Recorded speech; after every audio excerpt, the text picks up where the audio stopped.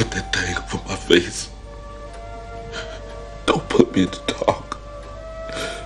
I was afraid of the dark. Ang death penalty o parusang kamatayan ay isa sa mga pinaka-kontrobersyal na parusa na ipinapataw sa mga nagkasala ng mabigat na krimen. Ang parusang ito ay itinuturing na pinakamatinding anyo ng parusa sapagkat tinatanggalan nito ng karapatan ng isang tao na mabuhay. Sa maraming bansa, ang death penalty ay ginagamit bilang paraan ng pagbibigay ng hustisya sa mga nagkasala ng mga krimen tulad ng pagpatay, terorismo at iba pang matitinding paglabag sa batas. Subalit maraming mga organisasyon at individual ang tumututol sa death penalty dahil sa mga isyu ng moralidad, karapatang pangtao at ang posibilidad ng paghatol sa mga inosenteng tao. Ang debate tungkol sa death penalty ay patuloy na umiinit kung saan ang mga taga-suporta nito ay naniniwalang ito ay mabisang paraan ng pagbibigay ng hustisya at pagbabawas ng krimen. Samantalang ang mga tumututol naman dito ay nagsasabing ito ay hindi makatao. Kung kaya't sa video na ito ating aalamin kung paano ang proseso ng death penalty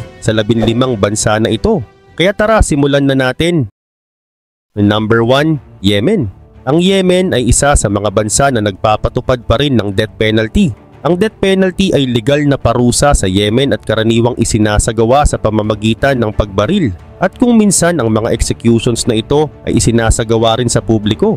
Samantala, ang presidente ng Yemen lamang ang may kapangyarihan na magbigay ng clemency o pagpapatawad o awa sa mabigat na kaso at kailangan niya munang aprubahan ang lahat ng executions na ipinataw ng anumang korte bago ito isagawa. Sa mga nakaraang taon, lumawak ang paggamit ng death penalty sa Yemen, lalo na sa mga lugar na kontrolado ng Houthi rebel group na kilala sa kanilang malupit na pamamaraan ng pagpaparusa, kabilang ang crucifixion at stoning.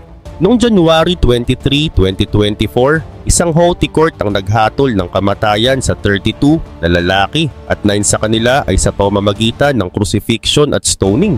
Gayunpaman, ang isang kakaibang pangyayari sa death penalty sa Yemen ay ang kaso ni Nimisha Priya, na isang Indian nurse mula sa Kerala na nasa death row dahil sa pagpatay sa isang lokal na lalaki. Si Priya ay nahatulan ng pagpatay kay Talal Abdo Mahdi na namatay noong July 2017. Pagkatapos niyang turukan ito ng mga gamot na pampakalma upang makuha ang kanyang passport mula dito. Ang kanyang kaso ay nagdulot ng malawakang diskusyon hindi lamang sa Yemen kundi pati na rin sa international community kung saan ang iba't ibang grupo ay nananawagan ng katarungan at re-evaluation ng kanyang kaso. Ang paggamit ng death penalty sa Yemen ay nagdadala ng mga tanong tungkol sa karapatang pantao at ang hustisya sa bansa. Nakakaiba sa paraan ng pagpapatupad ng death penalty sa ibang bansa.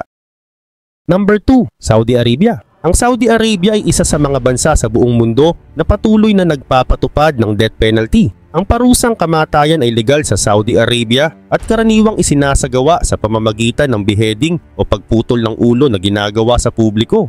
Ang Saudi Arabia ang tanging bansa sa buong mundo na patuloy na gumagamit ng ganitong paraan ng pagpaparusa. Ngayong 2024, ang Saudi Arabia ay nakapag-record ng pinakamataas na bilang ng mga executions mula noong 1990 na umabot sa 198 na tao. Karamihan sa mga ito ay may kaugnayan sa mga kaso ng terorismo at droga. Ang paggamit ng death penalty sa Saudi Arabia ay patuloy na hindi sinasang-ayunan ng mga human rights groups na nagsasabing ito ay paglabag sa karapatang pangtao at hindi makatao. Gayunpaman, ang isang kakaibang pangyayari sa death penalty sa Saudi Arabia ay ang kaso ni Yusuf Al-Manasif. Siya ay hinatulan ng death penalty para sa mga kasong religious identity at para sa protesting religious freedom conditions na kung saan ito ay nagawa niya noong siya ay menor de edad pa, kung kaya't hindi siya agad na aresto. Siya ay nakaranas ng torture upang mapaamin sa mga kasalanan niya at para mahatulan siya ng kamatayan.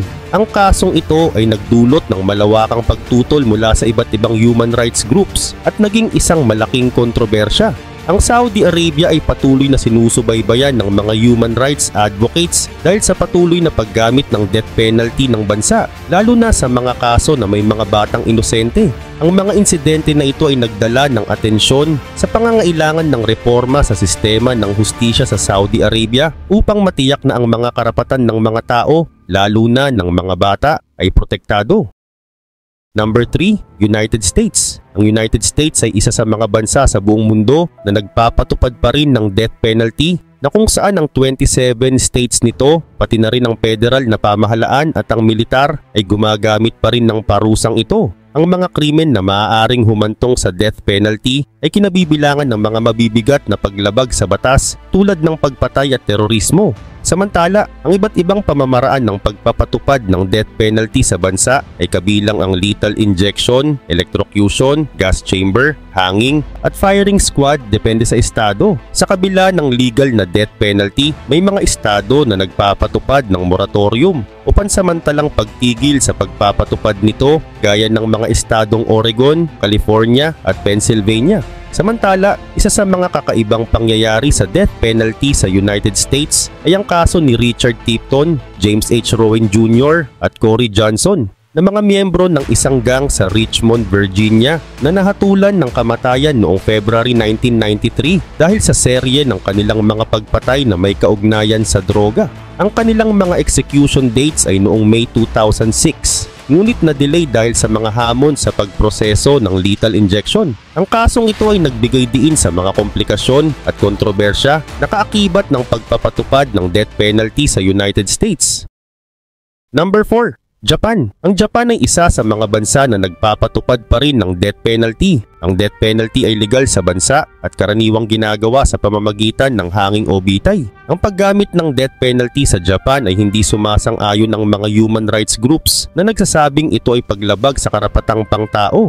Samantala, ang isang kakaibang pangyayari sa death penalty sa Japan ay ang kaso ni Iwao Hakamada na isang dating boksingero na isa sa mga pinakamatagal sa listahan ng death row sa buong mundo. Si Hakamada ay inakusahan ng pagpatay noong 1968 at naging death row prisoner for 46 years at noong September 26, 2024 ay formal na pinawalan ng sala ng korte ng Japan ang 88 years old na si Iwao Hakamada na maling hinatulan ng kamatayan noong 1968 dahil sa pagpatay sa kanyang dating amo at pamilya ng kanyang amo sa Shizuoka, Japan. Ang insidenteng ito ay nagdulot ng malawakang pagtutol mula sa iba't ibang human rights groups at nagbigay daan sa mga diskusyon tungkol sa pagpapatupad ng death penalty sa Japan. Gayunpaman, patuloy na nasa mata ng mga human rights advocates ang Japan dahil sa kanilang pananatiling paggamit ng death penalty, lalo na sa mga kaso na may mga inosenteng tao. Ang mga insidenteng ito ay nagdala ng atensyon sa pangangailangan ng reforma sa sistema ng hustisya sa Japan upang matiyak na ang mga karapatan ng mga tao ay protektado.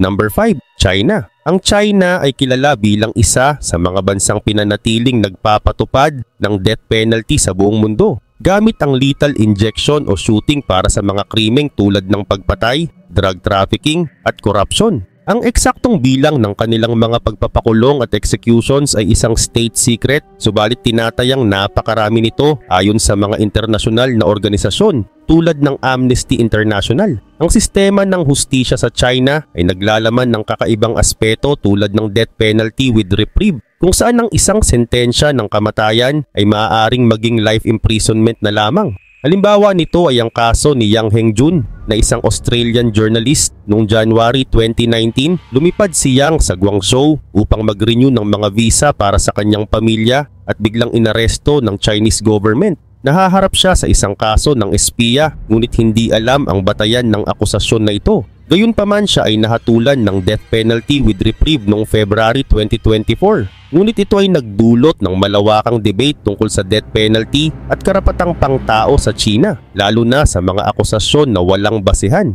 Ang kanyang kaso ay nagbigay diin sa mga kontrobersya at issue ng human rights sa bansa na patuloy na binabantayan ng international community. Sa kabila ng matinding pagbatikos mula sa mga human rights organizations, nananatili ang paggamit ng death penalty sa China bilang isang mahalagang bahagi ng kanilang justice system. Number 6. Vietnam. Ang Vietnam ay isa sa mga bansa sa buong mundo na nagpapatupad pa rin ng death penalty. Legal ang death penalty sa Vietnam at karaniwang isinasagawa sa pamamagitan ng firing squad o bitay. Ang death penalty ay ipinapataw sa iba't ibang krimen tulad ng pagpatay, terorismo, droga at malalaking krimen sa ekonomiya gaya ng corruption. Samantala, ang isang halimbawa ng kaso sa death penalty sa Vietnam ay ang kaso ni Pham Thanh Nga na isang abogado at human rights advocate na inakusahan ng pagpatay sa isang lokal na opisyal. Ang kanyang kaso ay nagdulot ng malawakang pagtutol mula sa iba't ibang human rights groups at nagbigay daan sa mga diskusyon tungkol sa pagpapatupad ng death penalty sa Vietnam. Ang insidenteng ito ay nagdala ng pansin sa pangangailangan ng reforma sa sistema ng hustisya sa Vietnam at nagtulak sa mga human rights advocates na ipanawagan ang pagbibigay diin sa karapatang pangtao. Gayunpaman, ang paggamit ng death penalty sa Vietnam ay patuloy na hindi sinasang-ayunan ng mga human rights groups na nagsasabing ito ay isang paglabag sa karapatang pangtao at hindi rin makatao, lalo na sa mga kaso na pinapatawan ng death penalty ang isang inosenteng tao. Ang insidenteng ito ay nagdala ng malawakang atensyon sa mga isyu ng hustisya at karapatang pangtao sa bansa. Number 7. Indonesia. Ang Indonesia ay isa sa mga bansa sa Asia na nagpapatuloy sa pagpapatupad ng death penalty para sa mga seryosong krimen tulad ng premeditated murder, drug trafficking at corruption. Ang mga sentensya ng mga nasa death row ay isinasagawa sa pamamagitan ng firing squad. Isang kilalang may kaso nito ay sina Fabianus Tibo, Domingos da Silva at Marinus Riwu, mga migrant na manggagawa mula sa Indonesia, Timor-Leste at Australia na nahatulan ng death penalty noong 2003 dahil sa pagpatay sa 3 sundalo ng Indonesian military. Ang kanilang kaso ay nagdulot ng malawakang pagtatalo tungkol sa karapatang pangtao. Isa pang kilala na may kaso ng death penalty ay sina Andrew Chan at Mayuran Sukumaran, mga miyembro ng Bali 9 na nahatulan ng kamatayan noong 2005 dahil sa pag-smuggle ng heroin na isang uri ng droga. Sa kabila ng international protest and appeals for mercy, sila ay binaril noong 2015. Ang mga kasong ito ay nagbigay diin sa mga issue ng human rights at legal processes sa Indonesia, na kung saan makikita kung paano ang death penalty sa bansang ito ay isang malaking kontrobersya na binabantayan ng international community. Number 8. Belarus. Ang Belarus ay ang nag-iisang bansa sa Europa na patuloy na nagpapatupad ng death penalty na kanilang ipinapataw para sa malubhang krimen tulad ng pagpatay at terorismo. Ang mga sentensya sa death row ay isinasagawa sa pamamagitan ng shooting. Isa sa mga kakaibang aspeto ng death penalty sa Belarus ay ang kaso ni Gennady Yakovitsky na akusado ng pagpatay sa kanyang partner. Sa bansang ito, ang mga preso sa death row ay hindi alam kung kailan sila papatayin at ang kanilang mga executions ay hindi nakikita ng publiko. Ang ganitong sistema ng pagpapataw ng death penalty ay nagdulot ng malaking debate tungkol sa karapatang pangtao, lalo na sa aspeto ng transparency at due process, dahil ang kaso ni Yakovitsky ay nagbigay diin sa mga issue ng human rights sa bansa kung saan ang mga executions ay walang sapat na due process at transparency. Ang secrecy surrounding the executions ay nagiging sanhi ng pangamba at kawalan ng tiwala sa sistema ng hustisya sa Belarus. Ang kanilang sistema ay patuloy na napupuna ng mga international organization para sa karapatang pangtao na humihiling ng pag-abolish ng death penalty sa bansa. Sa kabila ng mga kritisismo, nananatiling matatag ang pamahalaan ng Belarus sa pagpapatupad ng death penalty. Number 9. Botswana. Ang Botswana ay isa sa mga bansa sa Africa na patuloy na nagpapatupad ng death penalty. Legal ang parusang kamatayan at karaniwang isinasagawa sa pamamagitan ng hanging o bitay. Ang death penalty ay ipinapataw para sa mga krimen tulad ng murder, terorismo at malalaking krimen sa ekonomiya. Sa mga nakaraang taon, kadalasan ay isang eksekusyon lamang per year ang nagaganap sa Botswana at ang mga executions ay karaniwang pinoproseso ng maraming taon at saka hihintayin ng hatol ng korte. Samantala, isang kaso ng death penalty sa Botswana ay ang kaso ni Mariette Bosch na isang South African immigrant na inakusahan ng pagpatay sa asawa ng kanyang kalaguyo o lover. Siya ay nahatulan noong 1999 at pinatay noong 2001. Na siyang pang-apat na babae na naparusahan ng kamatayan matapos ang independence ng Botswana noong 1966. Ang kanyang kaso ay nagdulot ng malawakang pagtutol at naging isang malaking usapin tungkol sa death penalty sa bansa. Ang insidente ay nagdala ng pansin sa usapin ng karapatang pantao at ang proseso ng hustisya sa Botswana na nagpatuloy ng mga debate tungkol sa kahalagahan ng reforma sa sistemang ito. Number 10. India. Ang India ay isa sa mga bansa na nagpapatupad ng death penalty para sa mga malubhang krimen tulad ng pagpatay, sexual violence at terorismo gamit ang hanging o bitay bilang paraan ng kanilang execution. kilala ang kanilang sistema ng hustisya na nagbibigay ng death penalty bilang isang rarest of rare punishment, tulad ng sa landmark case na Bachan Singh versus State of Punjab noong 1980. Sa kasalukuyan, may humigit kumulang 561 na preso sa death row sa India. Samantala, isang kilalang kaso ng death penalty ay ang kay Jagmohan Singh na naging sentro ng kontrobersya dahil sa extrajudicial killing noong 1973 dahil sa pagpatay niya kay Chote Singh. Gayunpaman, ito ay itinuturing na kanyang nagawa dahil sa kanilang pagtatalo nito dati. Ang kaso ni Singh ay nagbigay diin sa mga isyu ng karapatang pantao at transparency ng kanyang kaso bago magpatupad ng death penalty. Isa pang mahalagang kaso ay ang sa Nirbhaya gang rape case noong 2012 na kung saan ang mga suspect ay nahatulan ng death penalty na nagdulot ng malawakang pagtutol ng publiko. Sa kabila ng mga kontrobersya, patuloy ang pagpapatupad ng death penalty sa India na nagpapakita ng malaking pagkakaiba sa sistema ng hustisya sa bansang ito kumpara sa iba pang bansa, lalo na sa aspeto ng due process at human rights.